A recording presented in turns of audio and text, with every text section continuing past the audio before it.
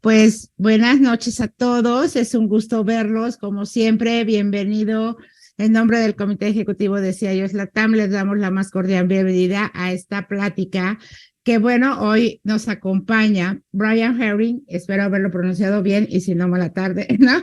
Él es el VP de ventas y el director de soluciones de Syniti, que es una empresa que se dedica fundamentalmente a ver el tema de la calidad de datos, que de verdad es un tema que es súper importante en nuestras organizaciones, y justamente él nos va a platicar acerca de la importancia de la calidad de los datos en nuestras organizaciones. Él ha dedicado mucho tiempo de su vida o de su parte laboral a investigar y el desarrollo de soluciones para evitar registros duplicados, registros incorrectos, y aplicar inteligencia artificial para que se pueda hacer una detección oportuna de cualquiera de este tipo de datos. Entonces, la verdad es que es una plática súper interesante y es algo que en todas nuestras organizaciones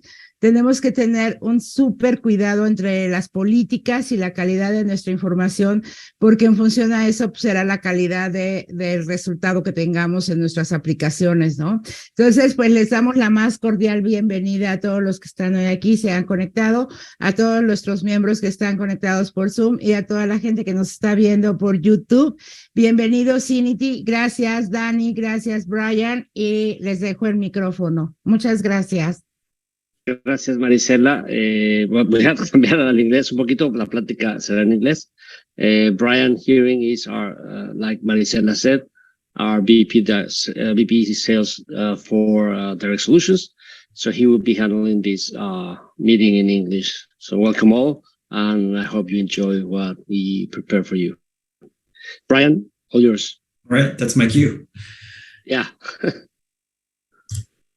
To make sure everyone can see my screen. Can everybody see that okay? Yes, Brian, we can. Perfect. So I'm going to start with an exercise.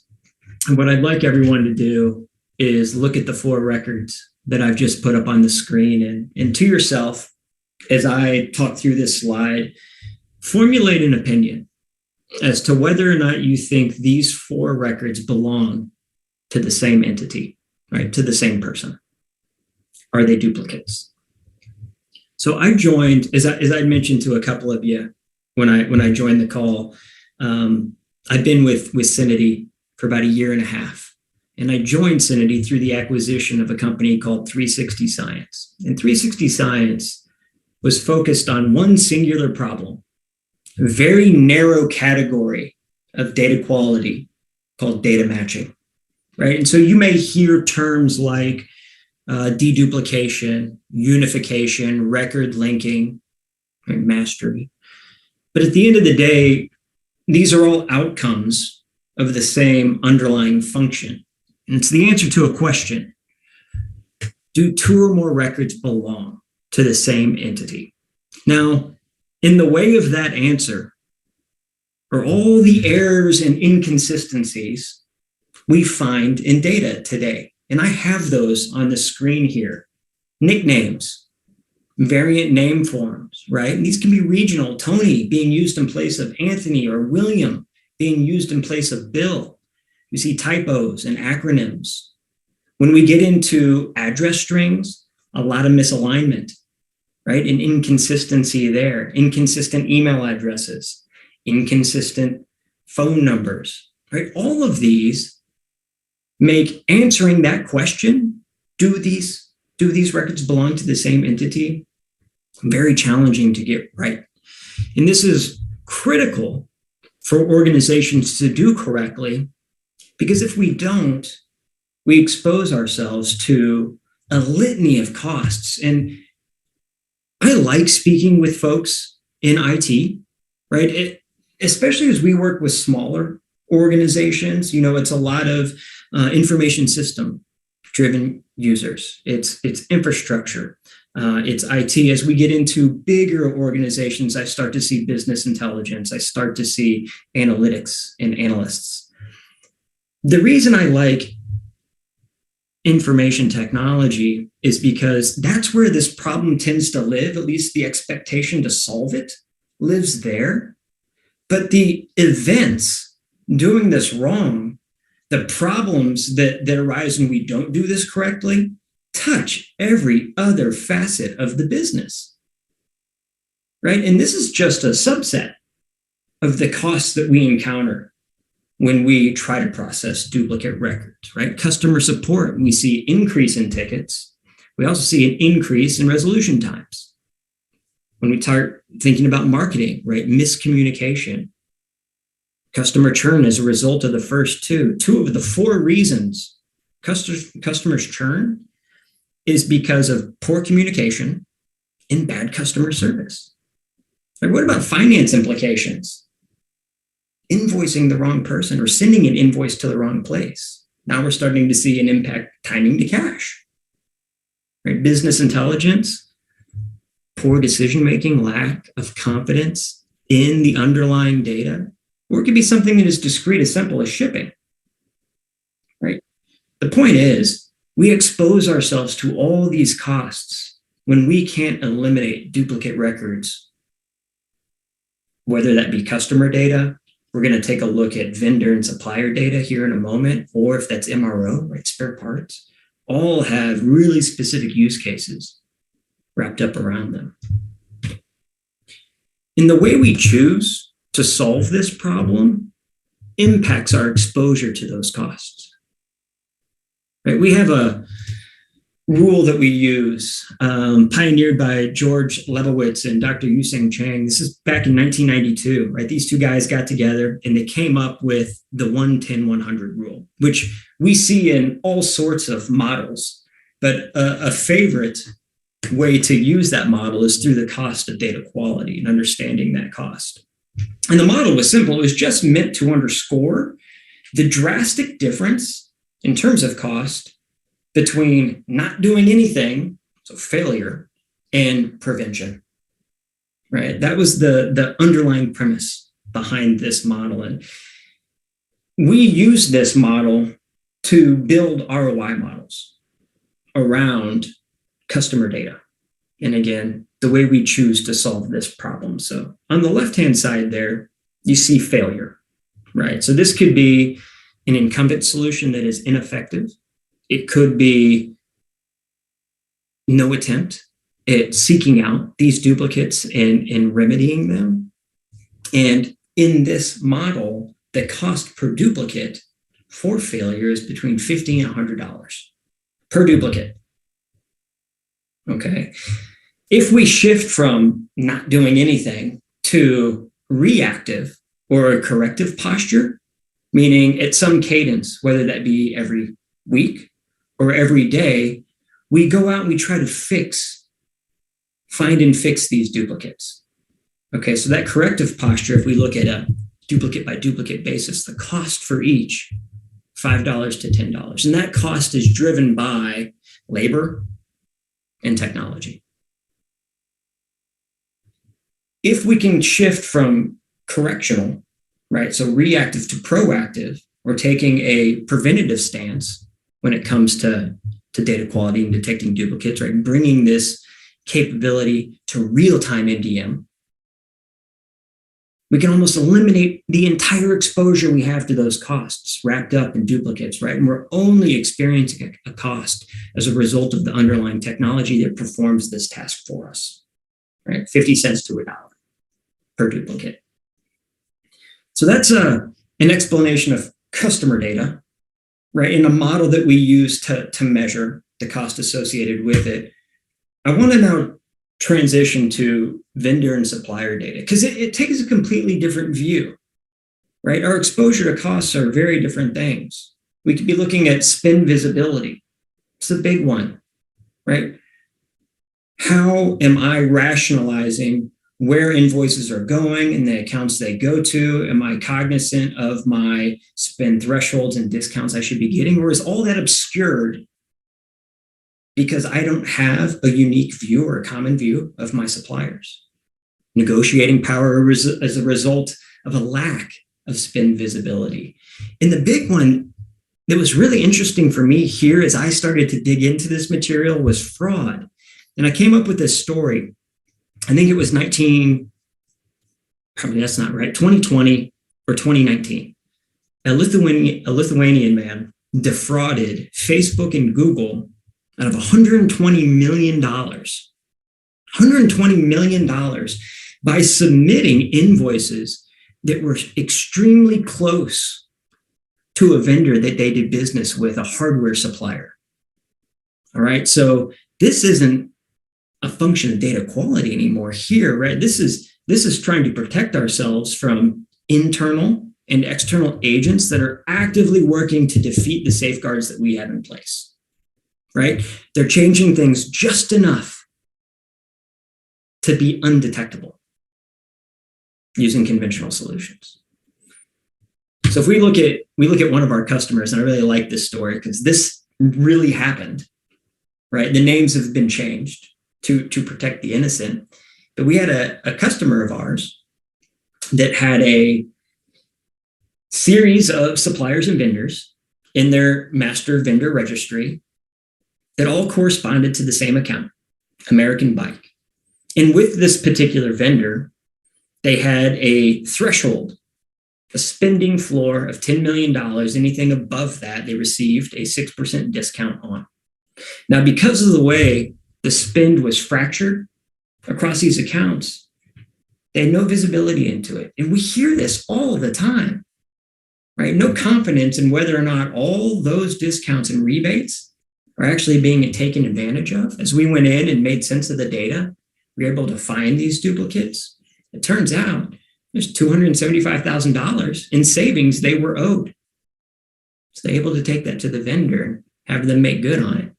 And just that one account, $250,000 in savings. And who knows how many else there are out there.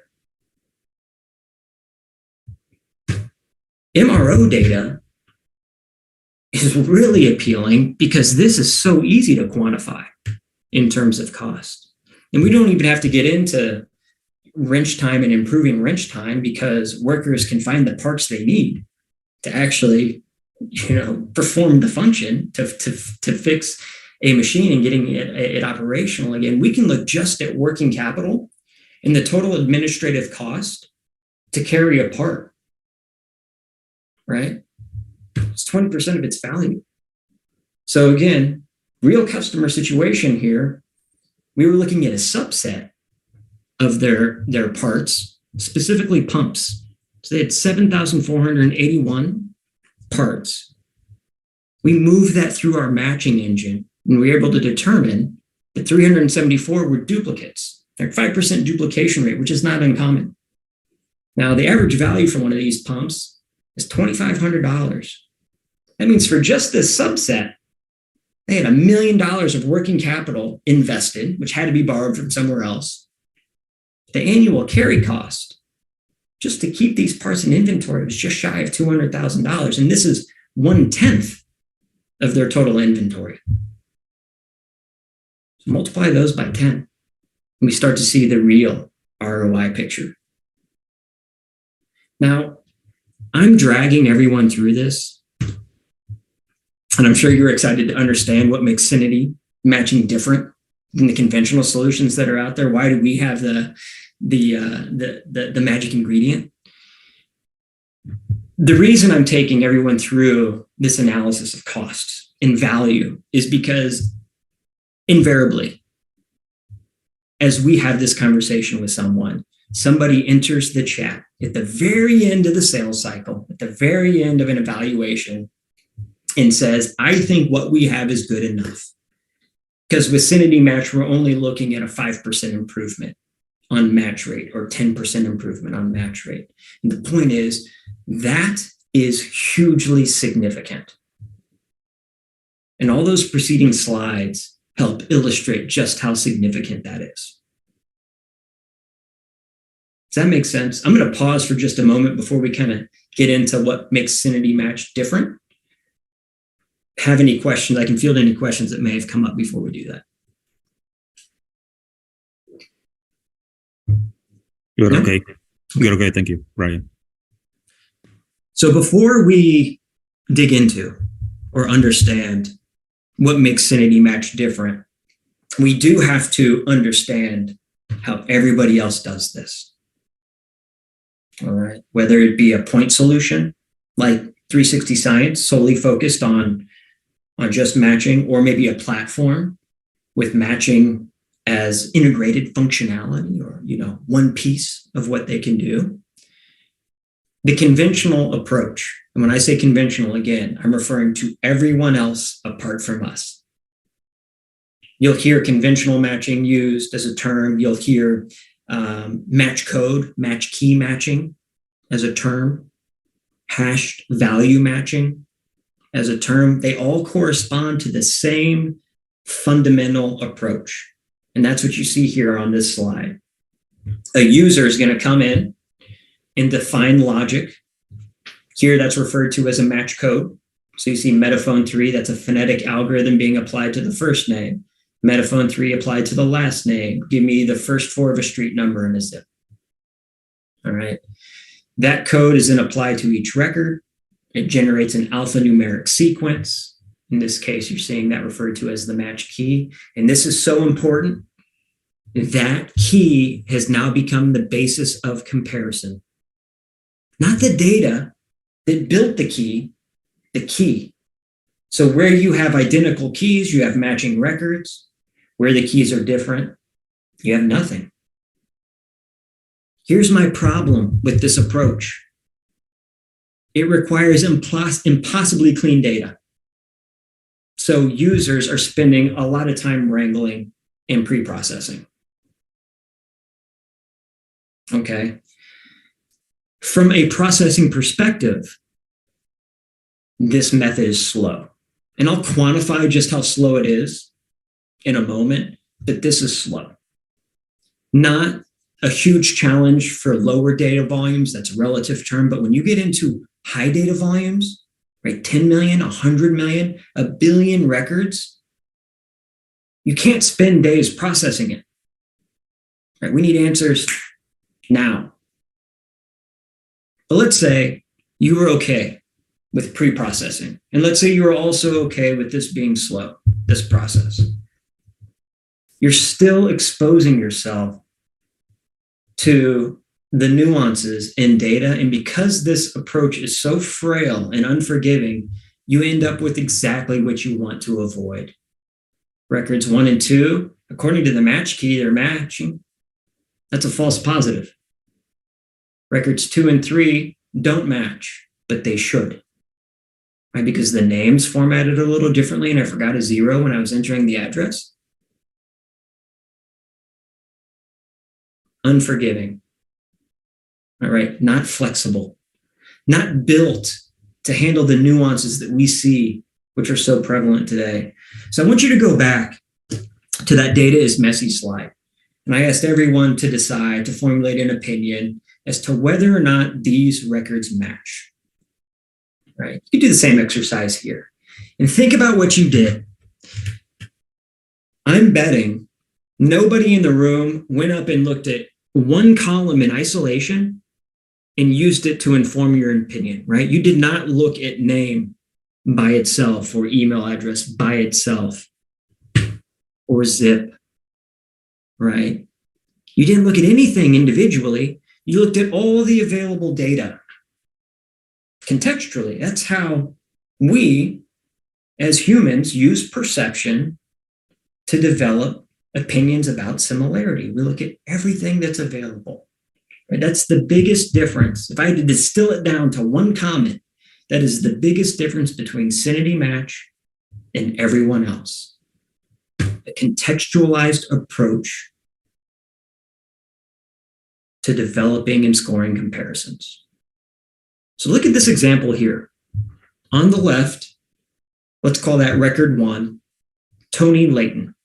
Right, I have a full name, company, address 1, 2, city, state, zip, phone, email, etc. On the right, completely different formatted record, right? From a second data source, instead of name, I have title, first name, last name, company, address, city, yada, yada, right? Being compared. All those objects that make up the name scored. The objects that make up a company name scored. Address, zip code, shoe size, eye color, birth date, whatever you want. Limitless possibilities here. Okay.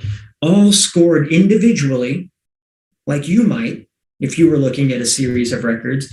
And those, what we call component scores, are brought together into an overall expression of similarity, and that's your match score. For these two records, the match score would be 106, 26 points above our threshold of 80. Okay. If people ask me what makes it so unique, what makes Syniti Match different and special, what's the magic? It's this. Now, there's a lot beneath this powering it, right? AI methods within natural language processing, like word sense, disambiguation, lexical semantics, making sense of data as it comes in, our own proprietary phonetic algorithm that understands pronunciation and not just consonant sounds, right? A normalization layer, transliteration, so you can bring in data from a wide variety of languages and character types and match them. All of that exists together, making this tool truly novel and remarkable in a space of mediocrity. Now, for those of you in the room that have used a conventional solution before, your eyebrows might be raised at what I've just put on the screen, because you may see a bunch of comparisons being performed per pair of records, right? A conventional solution is slow, as I said it, and it's only comparing a match key against a match key. Here, we're looking at, several comparisons being made. So the compute has to go up. You'd expect that to be the case. And you're not wrong.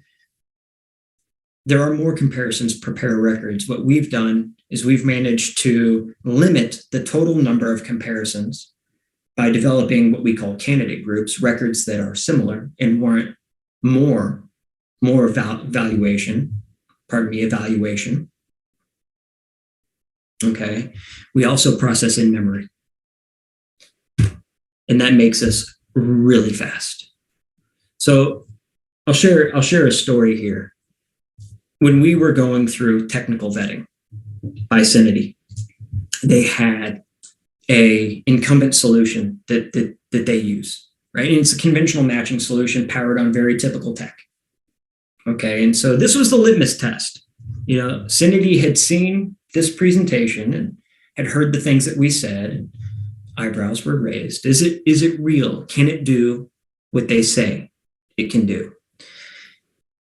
And so we had a bake-off, right? We took a data set from a consumer packaged goods company. We put it through Syniti's, at the time, conventional matching solution, and the job took just shy of 23 hours. 23 hours.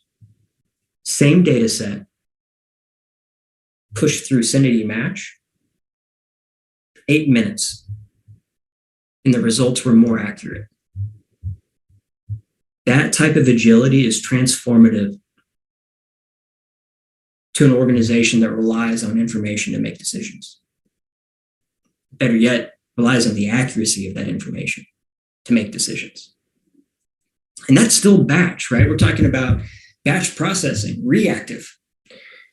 One of the tricks that we have using in-memory processing is we can preload a reference table into memory and tokenize it, right? Normalize it, have it ready to go for comparison purposes, and throw individual records at it. It's an API call, and determine in real time. You see the 14 milliseconds. So response time we got when we were comparing one record to 98 million. Real-time response. So this is what allows an organization to shift from correcting, which is what the vast majority of folks are doing today, right? Again, at some cadence, whether we're looking at customer data, vendor suppliers, parts. At some cadence, we're looking at that data set that we have, and seeking out duplicates. This is what allows somebody to shift from reactive to proactive and eliminate any exposure to those costs.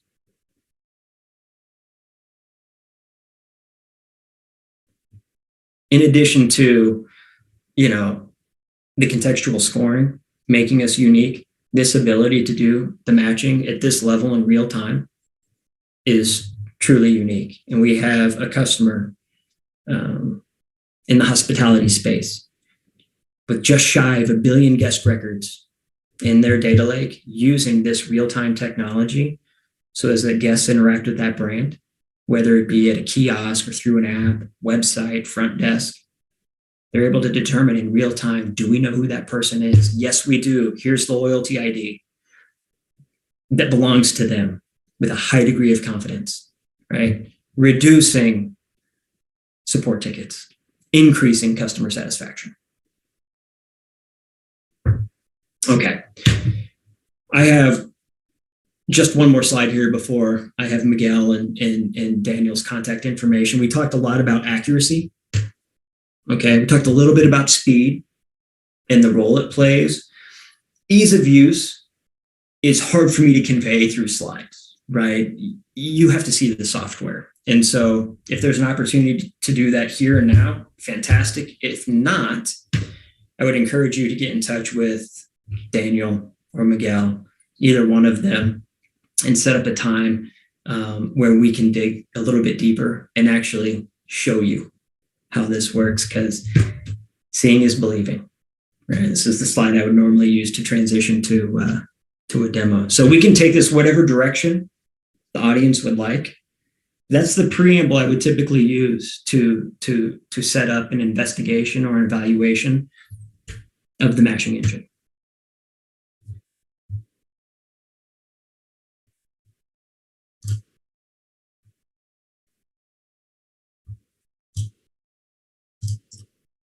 All right. Any questions? Estás en mute, Danny. Hola, sí, perdón. Brian, I'm going to take from here a little bit, switching in Spanish. Una de las cosas que hemos platicado mucho es ¿por qué la importancia de un registro duplicado? ¿Por qué la importancia?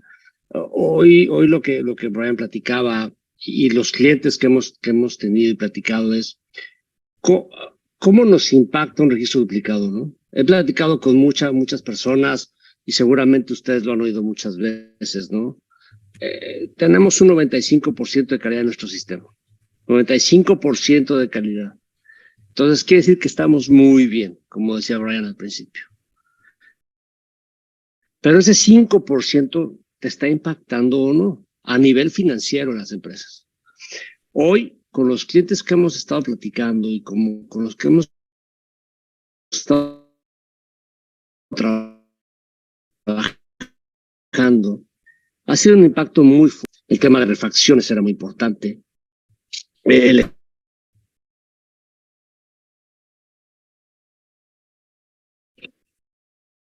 Dani, creo que tenemos un problema con tu audio. Si gustas apagar tu cámara para que fluya un poquito mejor la conexión, estaría excelente. Hola, me corté un momento, ¿verdad? Sí, Dani, te decía que si podrías apagar tu video para que voy a apagar el video. Mejor. Voy a apagar el video. Gracias. Les decía que una de las cosas que platicábamos con los clientes que utilizaban refacciones era cómo impactaba, ¿no?, un registro duplicado. Y el ejemplo era, ellos tenían camiones de volteo y de este tipo de cosas, Juan Carlos, y no encontraron la refacción que ellos estaban buscando para que el camión pudiera operar. La buscaron en el sistema, resulta que la refacción no la tenían cerca, tuvieron que ir a buscarla, tardaron 3 semanas en conseguir la refacción. Y cuando hicimos un análisis con ellos, resulta que la refacción estaba en una bodega a algunas millas de distancia donde estaban ellos. Entonces, el tiempo que dejaron parado el camión por no encontrar la clara refacción que necesitaban fue muy costoso para ellos, pudiéndolo haber resuelto, ¿no? Entonces, ese es el impacto de un registro duplicado. Ese es el impacto de una mala jerarquización de tus datos. ¿Cuántas veces no hemos escuchado? Porque a veces hablamos de la parte de clientes o de proveedores, ¿no? De por qué un registro duplicado de proveedores y por qué puedo reducir costos. Pero cuando nos vamos a la parte que le llamamos nosotros operational data o datos operativos de producto, cuando nos vamos para allá, también encontramos muchas áreas de oportunidad, ¿no? En la parte de oil and gas, hoy estábamos platicando con un prospecto, como decía Brian, ¿no? Oye, es que yo tengo, y era de oil and gas precisamente, Juan Carlos, ¿no? Oye, tengo válvulas, tengo tornillos, ¿cómo garantizo que toda esa información esté clara, no tenga duplicados, perdón, de toda esa información y sepa qué puedo usar y qué puedo no?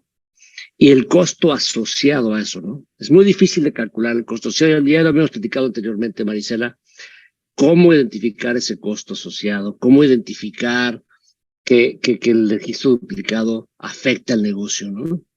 Entonces, esas son las partes que queremos dejarles en la cabeza. ¿Qué tanto realmente nos afecta el registro duplicado en el negocio? Y cómo es que ese 5%, que a lo mejor decimos, ese 5% no me pega tanto, pega. Sí pega y puede pegar muy fuerte. Entonces, no sé si tengamos preguntas, preguntas adicionales, Marisela. Vi Juan una Carlos. pregunta de Juan Eduardo Moreno. Si quieres, hazla directamente, Juan. Por ahí hay, Brian, I think there's a question there in the chat.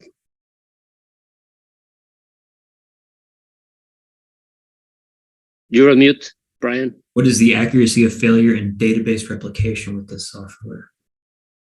I'm not sure I understand the question. If the question is, what's the accuracy or the ability for... Maricela, ¿me escuchas? Go ahead. Yo sí te escucho. Brian, I'm Juan Eduardo. So my question is, but when you use this software in different applications, it's possible to have a different accuracy. I don't know if you have this information, but it's possible to say something about when you use this software and you replicate, I don't know what database, it's possible to have a percent to the accuracy. I can speak generally to accuracy. Accuracy is one of those things that is going to be different from application to application and situation to situation, because it's always a function of the data, the underlying data, and the inherent duplication rate within that data. All right. So I measure accuracy as not just match rate. That's one side of it. We also have to account for false positives, right? Or over-tuning the matching engine to gather up too much data. And so what we're trying to do is increase one and decrease the other and find that balance. The easiest way to go out and assess the accuracy is to grab a subset of data and to run it through the engine on a setting where the threshold is artificially low, to see if we're starting to see false positives there. We bring it up to the point where we don't, and then take those results and multiply them across the entire data set to give us an indication of what the duplication rate would be, and then, of course, exposure to cost. So that's something that we're equipped and perfectly happy to do for evaluators, for customers. Did that answer your question? Yes, Brian. Thank you very much.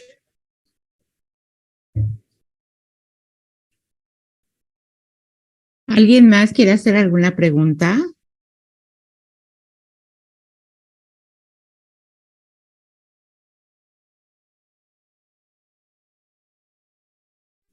Todos bien callados, no los conozco. Hoy tienes una audiencia. ¿Sabes qué quedaron impactados, Marisela? Exacto. O sea, fue Exacto.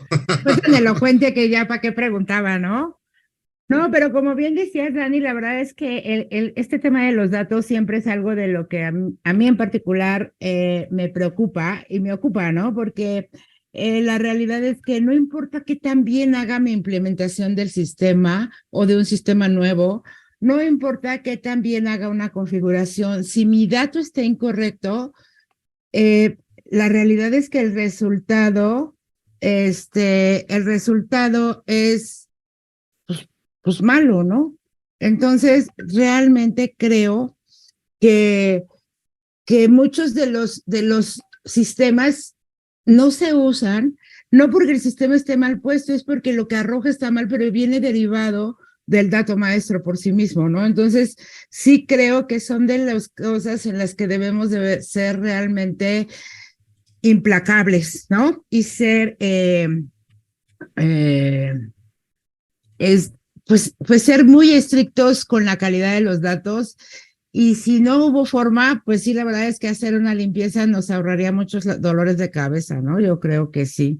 Entonces, bueno, pues Sí, una de las cosas que decíamos, ¿no, Marisela? Es, ya lo mencionaste ahorita, es decir, ¿hay impacto en cuando implementamos un sistema o cuando nos estamos yendo a cloud de la data, ¿no?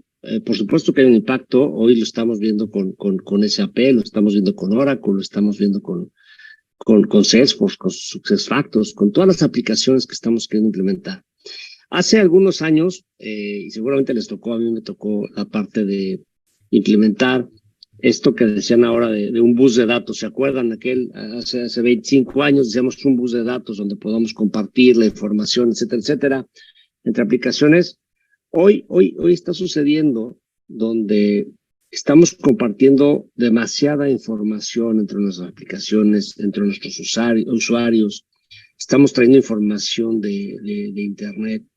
Platicábamos con una universidad en México, que decía, oye, es que tengo un portal de estudiantes donde se dan de alta para los exámenes de admisión y luego hay que pasarlos ya que los aceptamos, etcétera, etcétera. Todo este proceso de ingreso, ¿verdad?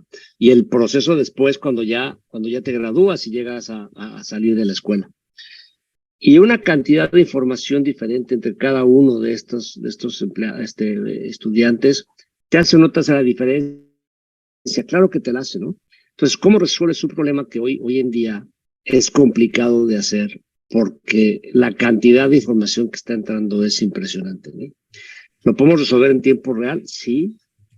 Tenemos que tener un buen gobierno de datos, tenemos que tener una buena administración del proceso de entrada y de aquí a que llegamos a tener todos los procesos de administración y tenemos esta gran calidad, ¿cómo lo resolvemos, no?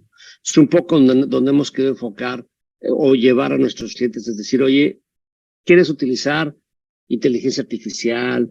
¿Quieres utilizar machine learning? ¿Quieres utilizar los analíticos hoy en día? Hoy en día el tema de AWS, de Google, de Azure, Data Warehousing, Business Intelligence, Analytics, toda esta parte está sonando muy fuerte. ¿Cómo garantizamos que estos proyectos funcionen de una manera adecuada? A mí me pasó hace 25 años en PepsiCo, donde les platicaba, llegaba yo con el CEO y le decía, oye, aquí está el análisis, los dashboards padrísimos en Business Intelligence, y el VP de ventas decía, ese número no está correcto, el de operaciones decía, no está correcto. Entonces, tienes que echar un clavado hacia atrás para ver qué está pasando, ¿no? Y resulta que pasan muchas cosas alrededor de los datos, muchos duplicados, mucha información incompleta, mucha información que no está enriquecida. ¿Por qué la calidad? ¿Por qué nos queremos dejarles este concepto de calidad a todos nuestros escuchas y a los CIOs, a los CFOs, a los CEOs? Porque la data importa y la data importa mucho, porque tiene un valor financiero fuerte. Y el problema es que no hemos detectado el valor financiero. Hoy en día no hemos podido darle un valor financiero a la data porque no tenemos un mecanismo de análisis adecuado. Entonces, en el momento en el que como gente de TI lleguemos a decir, oye, encontramos este valor de la data, lo resolvimos y costó 10 millones, 5 millones, 2 millones de dólares. Nos ahorramos tanto dinero. Todo eso es importante, ¿no? Decíamos, a ver, si yo encontrara un registro duplicado, ¿lo arreglaría? No estamos aquí en un evento donde podrían levantar la mano, pero ¿cuántos de ustedes dirían, si encuentro un registro duplicado, lo arreglo en el momento? Pues muchos, ¿no? Yo no lo haría. Yo primero vería cuánto vale, ¿no? Para después decir, llegar con mi jefe y decir, oye, fíjate que encontré un registro duplicado que vale 2 millones de pesos, ya lo arreglé. Entonces lo meto en mi cubetito y digo, ya le ahorré a la compañía 2 millones de pesos. Y el proyecto se paga por sí solo, ¿no? Ese es el mensaje, Marisela, que queremos dejarles el día de hoy. Tengo una pregunta que me están haciendo y dice, tengo una base de datos de clientes de gasolineras con evidentemente un chorro de duplicados, la hace Betty Cázares, pero ¿cuál es el conflicto al que te enfrentas normalmente, Dani? Es que aunque sabes que lo tienes duplicado, aunque sabes que tienes un problema en la data, el ERP no te deja borrar, ¿no? Porque tiene algún registro de historia o tiene alguna regla de que solamente si, por ejemplo, no puedo eliminar productos porque tiene que estar en cero el inventario y no tengo que tener ventas. Y le pasa lo mismo a esto que pregunta Betty Cázares, que dice, tengo muchos duplicados de clientes, ellos se dedican a gasolineras, y obviamente no les permite duplicar eliminarlos del RP. ¿Qué hacemos en esos casos? Hay un tema donde tienes toda la razón, ¿no? Siempre hemos dicho que no existe una plataforma, una herramienta, una solución como una lavadora donde metes la ropa y después de un ciclo de 1 hora y media, sale limpia, la cuelga, sale seca y dices, ya está lista, ¿no? No existe, no existe, ¿no? Hay un proceso, Marisela, hay un proceso donde la primera parte, por supuesto, es detectar los duplicados, ¿no? Entender si los tienes o no y cuáles son. Que ese es el poder de un matching, ¿no? ¿Dónde los detecto y cuáles sí son? Ahora, ese es el primer paso. El segundo paso es, ya que los tengo, como proceso de negocio, tenemos que definir un proceso de data quality, ¿no? Es decir, ya detecté mis procesos o mis registros duplicados. ¿Qué sigue? Validar que sí son duplicados. Debe de haber alguien funcional que oye, sí son duplicados. Perfecto. Ahora, ¿qué sigue? ¿Cuál es el registro que se debe de quedar? ¿Cuánto vale ese registro? ¿Quién debe de ser? Para que pase por un workflow de definición y después podamos ir al ERP a eliminar el inventario de una manera adecuada, a definir cuál es el registro que se debe de quedar, a marcar como listo para borrado o marcar como desactivado, etcétera, etcétera. Pero es un proceso también de calidad, que también tienes que tener los dashboards adecuados, el mecanismo adecuado de las personas que participan en este proceso. Entonces, eso es el segundo paso, ¿no? Y el tercer paso, pues ya, a final de cuentas, es limpiarlo en el sistema fuente.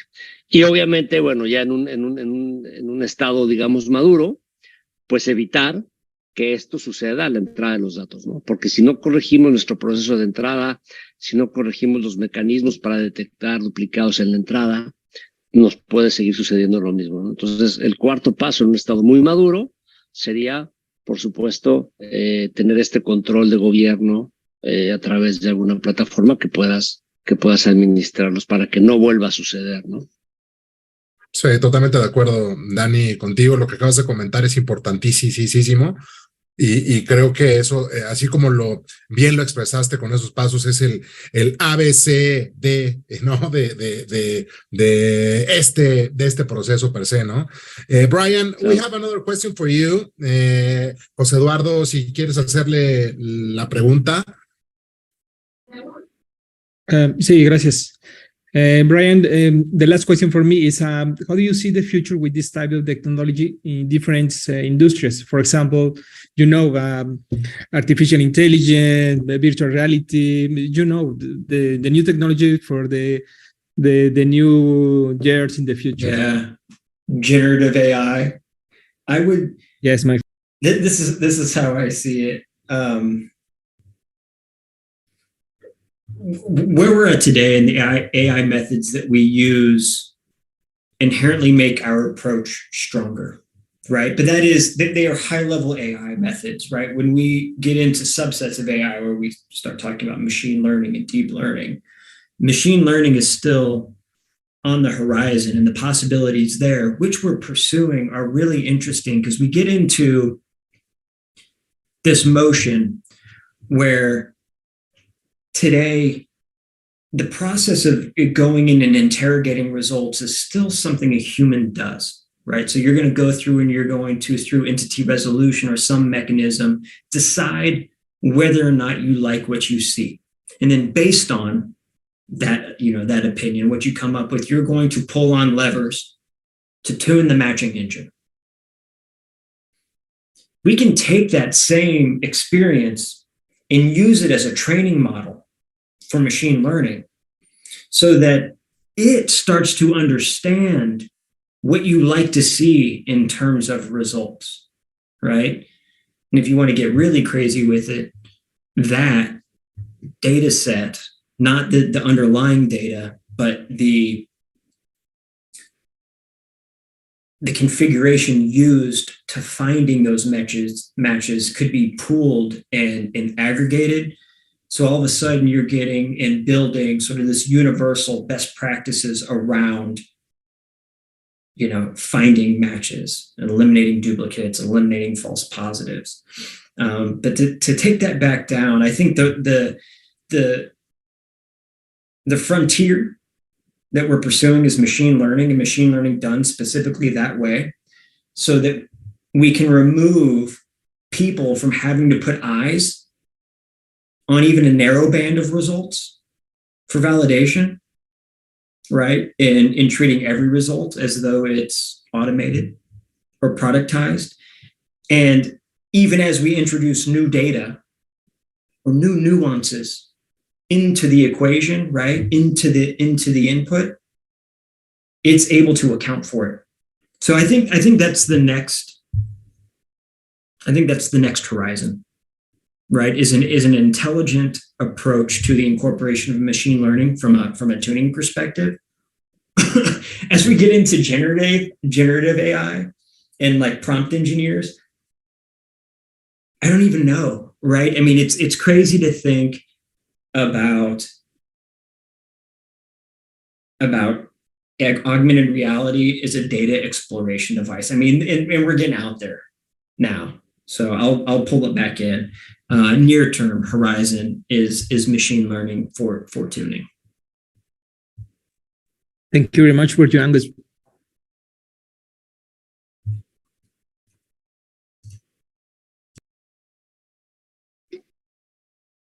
No sé si alguien más tenga alguna otra pregunta para Brian o incluso para Daniel.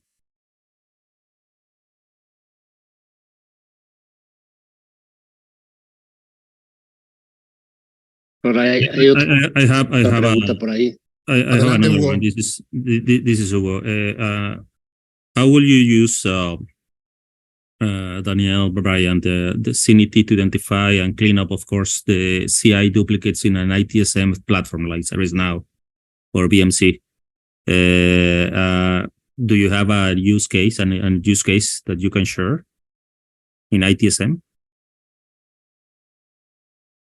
You are speaking on mute. Sorry. I can speak to it generally. So what would the approach be? All right.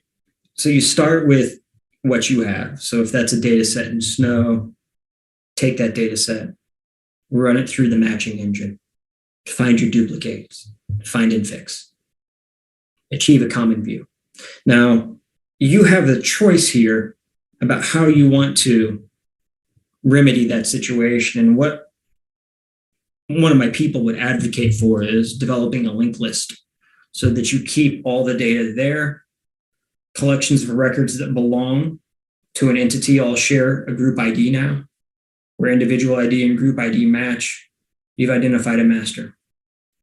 So we have all the data that's there. We know what the master of the individual hierarchies are, and that becomes our reference data set. As we incorporate new data into that data set, two options: batch or real time. It's the same general function though, right? We're taking an incoming data set and trying to find the intersect between what we have as reference data and what we have as incoming data. The output you're looking for would be what doesn't already exist here. So that becomes a set of records for inclusion. Right? You have a variety of outputs you can generate when you're comparing two files or deduping a single file. But if I'm thinking about how would I, as you said here, identify duplicates in Snow and then maintain it, that would be the approach that I take iteratively. If I'm going to do it batch with real time, leverage the API, find a common view of the Snow database, stick it in memory, right? Tokenize, normalize it. And then anytime a record is created through a user experience or a process or web form, whatever it may be, we can determine if they already exist in Snow or not. So that will be like a permanent rule to prevent a duplicated record to be entered in ServiceNow? Correct. And the calls made to that reference data set through the matching engine can be accompanied by CRUD functions. So you can tell it, hey, if this doesn't exist, create it. Okay. Okay, cool. Thank you. Thank you very much, Hugo. Somebody else?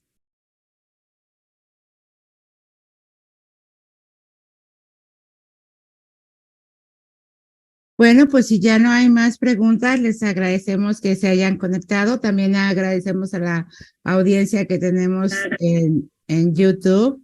Gracias. Thank you, Brian. Thank you, Dani. Gracias, Marisela. Muchas gracias a todos y les mando un abrazo y nos vemos pronto.